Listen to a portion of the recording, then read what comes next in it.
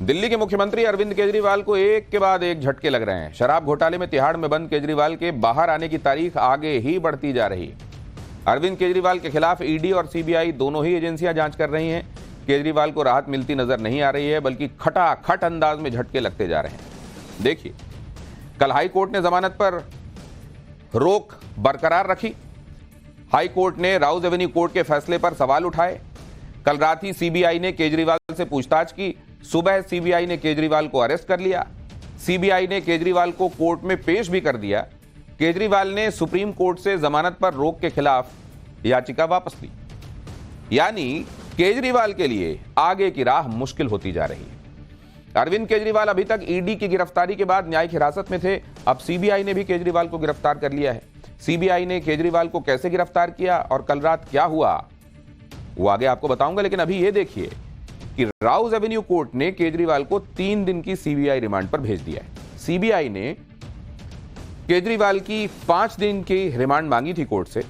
29 जून को शाम 7 बजे केजरीवाल को कोर्ट में पेश करना होगा। रिमांड के दौरान केजरीवाल अपनी पत्नी सुनीता से हर दिन आधे घंटे मिल सकेंगे। केजरीवाल अपने वकील से भी हर दिन आधे घंटे मिल सकेंगे। रिमांड के दौरान केजरीवाल को घर के खाने और दवाइयां रखने की भी अनुमति है। इसके अलावा केजरीवाल ने अपने साथ गीता ले जाने की भी इजाजत मांगी, जिसे कोर्ट ने स्वीकार कर लिया।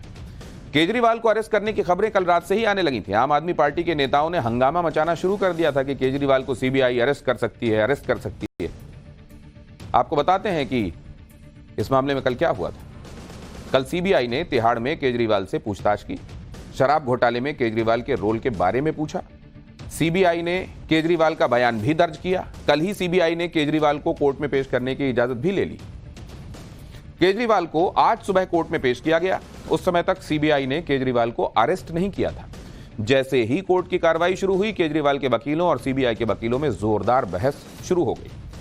केजरीवाल के वकीलों ने सीबीआई से डॉक्यूमेंट्स मांगे और उसे पढ़ने के लिए 1 दिन का वक्त मांगा। केजरीवाल के वकील ने कहा कि सुनवाई कल तक के लिए टाल दी जाए, जिससे वो कल तैयार होकर आ सकें। केजरीवाल के वकील ने कहा कि यह केस भारत के न्यायिक इतिहास में सबसे संवेदनशील मामलों में दर्ज किया जाएगा। इस मामले में जांच एजेंसी ने बेहद पक्षपातपूर्ण तरीके से काम किया है। वो यानी सीबीआई पीएमएलए केस में केजरीवाल को जमानत मिलने का इंतजार कर रहे थे और यह कानूनी प्रक्रिया का गंभीर दुरुपयोग है। केजरीवाल के वकीलों की इन दलीलों का सीबीआई ने भी जोरदार जवाब दिया। सीबीआई ने कोर्ट में कहा कि हम पर बिना वजह आरोप लगाए जा रहे हैं। हम केजरीवाल को चुनाव से पहले या बाद में भी गिरफ्तार कर सकते थे, लेकिन हमने नहीं किया। सीबीआई ने कहा कि कोर्ट की इजाजत के बाद ही केजरीवाल से पूछताछ की गई है। सीबीआई ने यह भी कहा कि अगर जांच चल रही है तो हमें यह बताने की जरूरत नहीं है कि हम जांच करने के लिए जा रहे हैं, क्योंकि वो तो ऑनगोइंग प्रोसेस है। हमें कस्टडी की जरूरत इसलिए है क्योंकि केजरीवाल कोर्ट की कस्टडी यानी न्यायिक हिरासत में है, जुडिशियल कस्टडी में है। सीबीआई ने कहा कि यह कहीं नहीं लिखा है कि हमें जांच करने की जरूरत के बारे में दूसरे पक्ष को इत्तला करना होगा। केजरीवाल के वकीलों और सीबीआई की दलीलों को सुनने के बाद कोर्ट ने इस मसले पर अपनी राय रखी। कोर्ट ने कहा कि आरोपी यानी केजरीवाल फिलहाल न्यायिक हिरासत में है, इसलिए सीबीआई ने केजरीवाल से पूछताछ के लिए याचिका दी है। कोर्ट ने कहा कि कल केजरीवाल को अरेस्ट करने के लिए सीबीआई प्रोडक्शन वारंट लेने आई थी, क्योंकि केजरीवाल न्यायिक हिरासत में है। केजरीवाल को अभी तक अरेस्ट नहीं किया गया है। कोर्ट ने कहा कि अभी तक सीबीआई ने केजरीवाल को गिरफ्तार नहीं किया है और जब कोई गिरफ्तार होता है तभी तो जांच आगे बढ़ती है। पूछताछ और जांच के लिए सीबीआई ने याचिका दी थी, जो कि मंजूर कर ली गई। कल सीबीआई ने प्रोडक्शन वारंट की याचिका लगाई थी, जिसे आज स्वीकार कर लिया गया। इसके बाद कोर्ट ने सीबीआई को इजाजत दे दी कि वो कोर्ट में केजरीवाल को एग्जामिन कर सकें। सुनवाई के दौरान अरविंद केजरीवाल की तबीयत भी खराब हो गई। केजरीवाल ने कोर्ट से कहा कि उनका शुगर लेवल कम हो गया। केजरीवाल ने चाय और बिस्किट खाने की इजाजत मांगी, जिसके बाद कोर्ट ने केजरीवाल को दूसरे रूम में भेज दिया, जहां केजरीवाल ने चाय और बिस्किट का नाश्ता किया। कुछ ही देर में केजरीवाल का शुगर लेवल नॉर्मल हो गया और फिर से कोर्ट में आ गए। कोर्ट से इजाजत मिलने के बाद सीबीआई ने केजरीवाल को एग्जामिन करना शुरू किया और सीबीआई ने जो पहली बात कही उसी से हंगामा मच गया। सीबीआई के वकील ने कोर्ट में कहा कि केजरीवाल को गिरफ्तार कर लिया गया है। सीबीआई के वकील ने शराब घोटाले में केजरीवाल के रोल के बारे में कोर्ट को विस्तार से बताया। सीबीआई एक एक करके शराब नीति और उसमें साउथ लॉबी के इन्फ्लुएंस की जानकारी देती है। सीबीआई के पास जितने भी सबूत हैं और जितने बयान दर्ज हुए हैं उसकी जानकारी भी कोर्ट को दी जाती है। और इसके बाद कोर्ट ने सीबीआई से पूछा कि अभी केजरीवाल को क्यों गिरफ्तार किया गया। सीबीआई ने कहा कि चुनाव के समय जब केजरीवाल की अंतरिम जमानत पर कोर्ट विचार कर रहा था तो उस समय भी गिरफ्तारी की जा सकती थी। यह हमारा संयम था कि जब केजरीवाल प्रचार कर रहे थे तो हमने उन्हें अरेस्ट नहीं किया। केजरीवाल को गिरफ्तार करने की आधिकारिक जानकारी जब सीबीआई ने कोर्ट में दी तो उसके बाद केजरीवाल के वकीलों ने इस पर अपनी दलीलें पेश करनी शुरू की। केजरीवाल के वकील ने सीबीआई से कहा कि आपके सबसे मजबूत सबूत आपके दागी गवाह हैं जिन्होंने बयान दिए। सीबीआई जो तर्क दे रही है वही तर्क मनीष सिसोदिया की जमानत पर सुनवाई के दौरान दिए गए थे। मनीष सिसोदिया पर चार्जशीट पहले ही दाखिल हो चुकी है। अगर सीबीआई वही तर्क दे रही है तो फिर केजरीवाल को गिरफ्तार कैसे कर सकती है। शराब नीति बनाने के दौरान मनगढ़ंत सुझावों की बात है तो शराब नीति के लिए 14,000 सुझाव आए थे, जिनमें से 7 ईमेल को फर्जी कहा जा रहा है और यही तर्क मनीष सिसोदिया वाले केस में भी दिया गया था। इस केस का केजरीवाल से कोई संबंध नहीं है। केजरीवाल के पास तो वो विभाग यानी आबकारी डिपार्टमेंट था भी नहीं। इसके बाद सीबीआई ने कहा कि हम पूरी जिम्मेदारी से कह रहे हैं कि इसकी जरूरत यानी गिरफ्तारी की जरूरत थी, हमने पूरी वजह बताई है। सीबीआई ने कहा कि कोर्ट ने प्रथम दृष्टया माना है कि चार्जशीट सही है और उसका संज्ञान लिया है। कोर्ट में जारी सुनवाई के बीच खबर आई कि केजरीवाल ने शराब घोटाले का ठीकरा मनीष सिसोदिया पर फोड़ दिया। फौरन यह खबर आग की तरह फैल गई, लेकिन यह खबर आने के कुछ ही मिनटों के बाद केजरीवाल ने खुद कोर्ट में खड़े होकर इसके बारे में बात कही।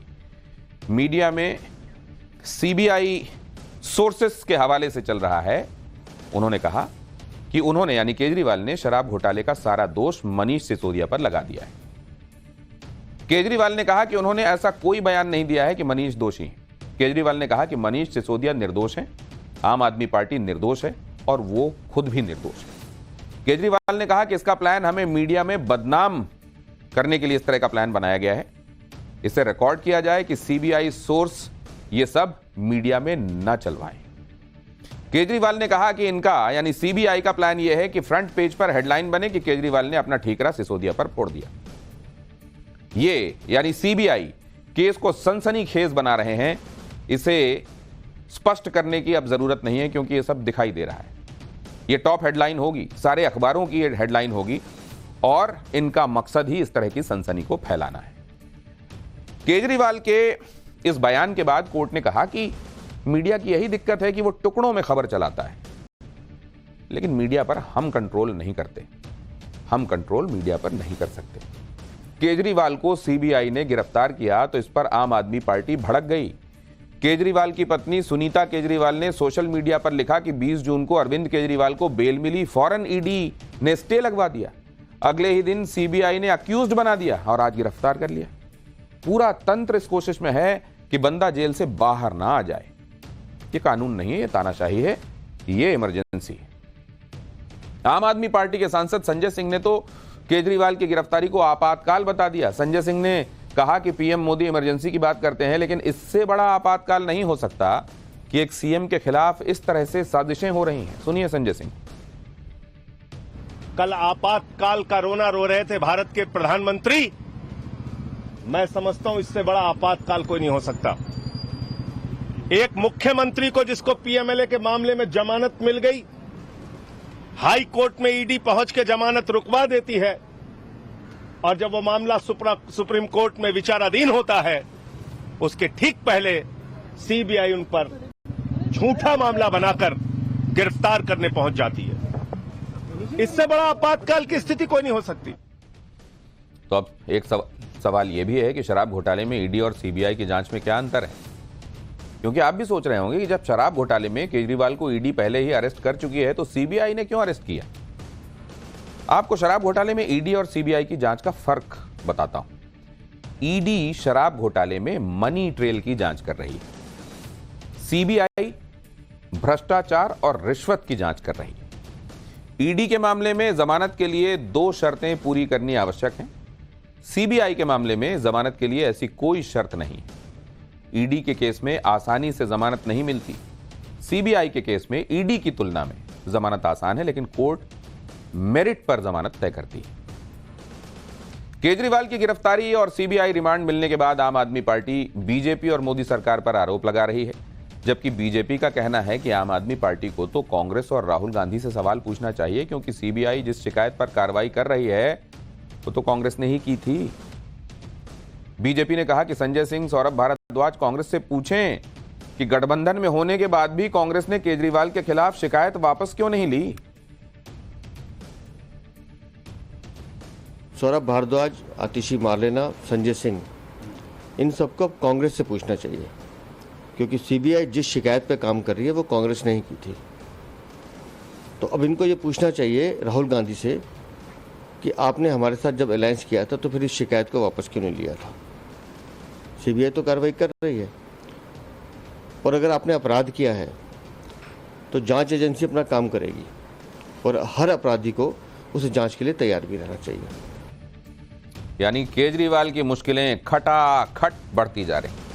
लोअर कोर्ट से जमानत मिलने के बाद केजरीवाल को लगा था कि अब राहत मिलेगी, लेकिन ऐसा नहीं हुआ और अब तो सीबीआई का शिकंजा भी कस गया है और ऐसे में आने वाले समय में केजरीवाल की जल्द राहत के आसार भी दिखाई नहीं दे रहे।